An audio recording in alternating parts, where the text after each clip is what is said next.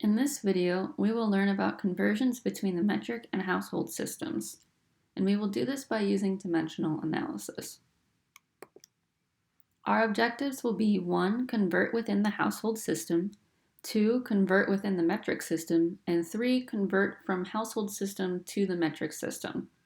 Number 3 will be important because in America we use the household system, but all of medications are based in the metric system. So as a nurse, you will often have to change between the household system and the metric system. Common household conversions can be seen below. The first ones, we have our different measurements, then we have our abbreviations, and then we have our conversions. So you can see that after cup, they're all changed to milliliters. This will come in handy if you are calculating a patient's intake or output. So say you have their juice and their milk and those type of things and they're in cups, you'll have to convert those all to milliliters to get the total intake.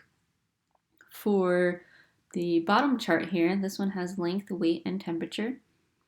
The weight will be very important when you are calculating the amount of medication based on weight. So a lot of medications are based per kilogram, so you will need to change from pounds to kilograms to get the correct amount of medication.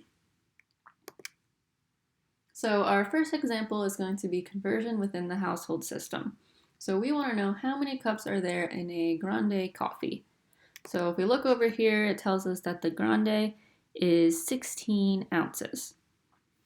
So step 1, when we're doing dimensional analysis, you want to write down what you're starting with and what you want to end with. So in this case, we are starting with ounces. So we started with the 16 ounces and we want to get to cups because it's asking for how many cups. So we want to get to our cup. Number 2, we want to find a conversion that relates the two units. So you should have those charts from the last slide memorized. And the conversion that relates these two units from that chart is 1 cup equals 8 ounces. So now that we have our conversion, we're going to start with what we know and make sure our undesired units cancel out. So our first fraction here is starting with what we know. We know we have 16 ounces. And I'm just going to put this over 1 because we have nothing else with that fraction. Now we need to multiply it by our conversion. So we can see that 1 cup equals 8 ounces. So we want to make that our fraction. And to cancel out a unit in the top, the matching unit must go in the bottom. So we can see that our 16 ounces was on the top. So our 8 ounces must go on the bottom so that they can cancel out. Once those are canceled out, you want to make sure you're left over with what you want on the top. So here we wanted cup and we have cup on the top, so we are good. We can stop. So our last step, we want to multiply straight across and simplify. So we're going to do 16 times the 1 and 1 times the 8, which would give us 16 over 8, ends up with 2 cups. So our 16 ounces is 2 cups. Now you probably could have figured that out based on our beginning amount, just multiplying it by 2 to get the 16. But as we get to more complicated problems, it's good to know the process of dimensional analysis. The next thing we're going to look at is the metric system. So here's our metric system that we will be using. So we have kilo, hecto, deca, base unit, deci, centi, milli, micro. So you can see as it goes from left to right, we have 1,000. It's getting lower and lower and lower. So there are 1,000 meters in a kilometer.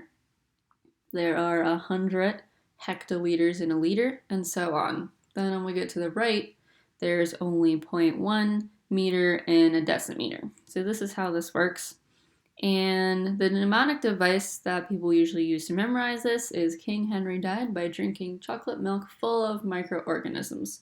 So you can see this full of is not capitalized here. That's because this is just indicating the two spaces that are between the milli and the micro. So You always want to make sure you have 2 spaces because you can see this one's 2 zeros and this one's 5 zeros, so you want to move over 1, 2, 3 spaces when we're going from milli to micro. So now we're going to do an example based off of this metric system. And again, you're going to have this metric system memorized. So conversion within the metric system example, we're going to convert 4290 milliliters to liters. And I think it's a good idea to know what the size of these are. So if you look at this teaspoon here, a milliliter just fills the bottom of a teaspoon. So you can fit 5 milliliters in 1 teaspoon. So you should know that that is much smaller than a liter. And a liter, these are 2 liters down here. Normal bottle of soda is 2 liters. So if you think about half of that, that's how much a liter is. So you could tell that a liter is much larger than a milliliter. So first thing we're going to do is write down our metric table. So we have our King Henry going across here and our 2 spaces in between the milliliter and the microliter. So then I like to circle what we want to start with and circle what we want to end with. So we want to start with our milliliters and we want to end with our base unit of the liter. Remember, this is liters, meters, and for this section here in grams. So then we have going to the left 1, 2, 3 times. So you can see we moved over 3 times to get from our milliliters to our base unit of the liter. So we're going to do the same thing for our number here. If it doesn't have a decimal, the decimal place is always going to go at the end. So we're going to move that decimal place 1, 2, 3 spots to the left, just like we did in our metric table chart. So this ends up with 4.290 or 4.29 milliliters. So we can also do this using dimensional analysis. I'm going to follow our same 4 steps. Number 1, we're going from milliliters to liters. Number 2, from our chart, 1 milliliter equals 0.001 liters. Number 3, we're starting off with what we know, and we're putting what we want to cancel out on the bottom. So cancel, cancel, end up with liters on the top, which is what we want. And number 4, multiply straight across, and we get the same answer of 4.29.